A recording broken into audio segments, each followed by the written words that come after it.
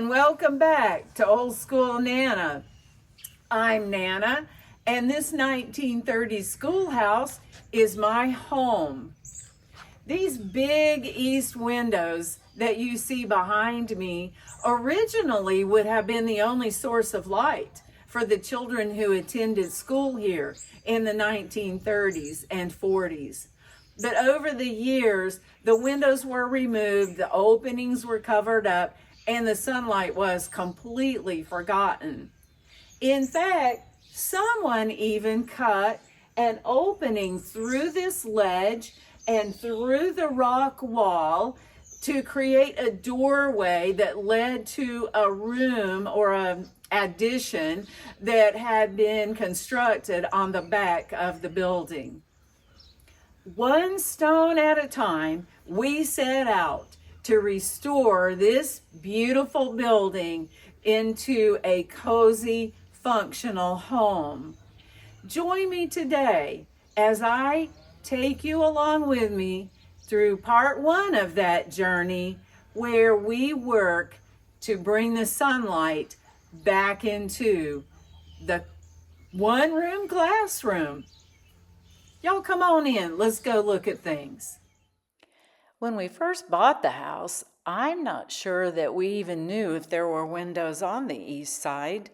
There was a wall that had shelving on it, and there was another wall that had a doorway cut through the wall and through the ledge that led to a, yucky looking room that was on the exterior of the house. It was at this point that we realized that the walls really are 24 inches thick. Each block of stone on the inside wall is 10 inches thick, and each block on the exterior wall is 10 inches thick, and there is an airspace of 4 inches between the two walls that's just filled with rubble. My brother-in-law Carl and my nephew David came and helped Papa as they went around the property gathering 10-inch thick and extremely heavy sandstone blocks to begin the process of filling the spaces back in the interior and exterior wall where it had been removed. Much like reconstructing a jigsaw puzzle, they fit pieces in here and there wherever they thought it would fit. And the reason this photo exists is so that when Papa got ready to put the mortar in, we knew where we should put the rocks back together, or at least have some general idea of where everything was going to fit. In this photo, you can see the interior wall finished and pretty close to being level with the bottom of the ledge where we needed it to be. Here's the exterior wall still in process. You can see that the mortar is still wet. We did our best to try to match the mortar, but we sure didn't do as good a job as those original WPA rock masons did when they built.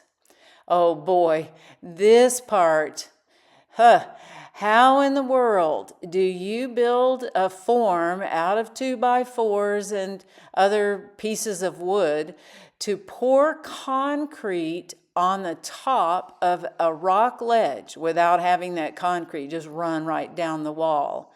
Well, I came up with the idea that perhaps we could form some 2x4s and just create the bottom piece that would be the base for the remaining concrete. So that piece is 24 inches wide by 36 inches long by 1.75 inches thick, and it was heavy, but Papa and I were at least able to lift it into place and finagle it around and get it to where we could form up and pour the remainder of the concrete for that ledge. Thank goodness for my brother, who came over to help as they began the long process of taking out the drywall and all of the framework that had been put up over the years by other people. And boy, oh boy, this part right here. The reason it's videoed to start with is that I was pretty sure one or both of them were going to end up in the emergency room.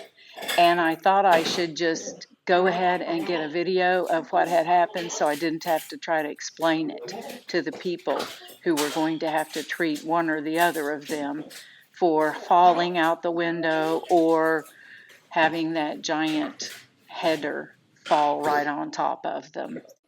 The time had come to remove that rickety room that was built on to the back of the house. We've uncovered everything that would have been original window openings, and the way you can tell is that we actually just got back down to rock, and at some point went ahead and removed all of those wood pieces. But for now, we're just looking at this room. It was it was pretty scary when the wind would blow, would expand in and out and up and down and feel like it was going to just fall in on your head. And so we said, yeah, no, that's got to go for sure. And Rich and Shelley came over this direction and they started helping out with just the backbreaking work of disassembling this entire room piece by piece. You can see the interior walls were styrofoam and the exterior was metal siding. And well, one good thing about it, it came down pretty quick, it wasn't very well attached. And the framework was, I guess you would just call it pipes. It was framed up. It was framed up with pipe.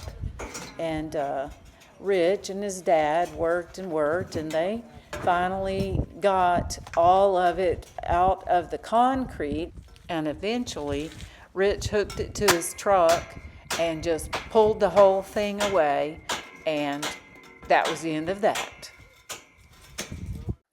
This was an exciting day. This is the day the windows arrived from Lowe's. Papa and I had gone over there and designed them, and these guys came over to install them. We had put that metal siding up to cover the openings of the windows until what time, day or whenever they could get there. So they came and they were measuring, and the people at Lowe's were pretty sure that Papa and I probably weren't perfect on our measurements and probably weren't able to, dry them in ourselves and trim them out. And we assured them that we had measured everything precisely and that we would not have any trouble drying them in and trimming them out ourselves. And so the windows were installed, and my goodness, the first time that light came in to this living room and this dining room through those windows, I was just beside myself. I guess that's the only way I could say it. I took so many pictures of the sunlight shining in, and I tell you the truth, even today, every day in fact, I'm just thrilled to look out the windows and see how beautiful it is outside. Look at that beautiful blue sky and those trees that are just beginning to leaf out. It's so pretty. All of the seasons as they go by are just fantastic out these windows.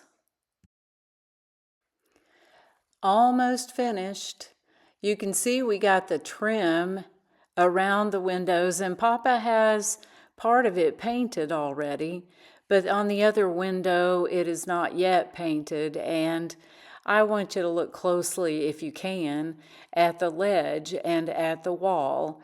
And well, you can probably understand why. We're just pretty proud of how it turned out.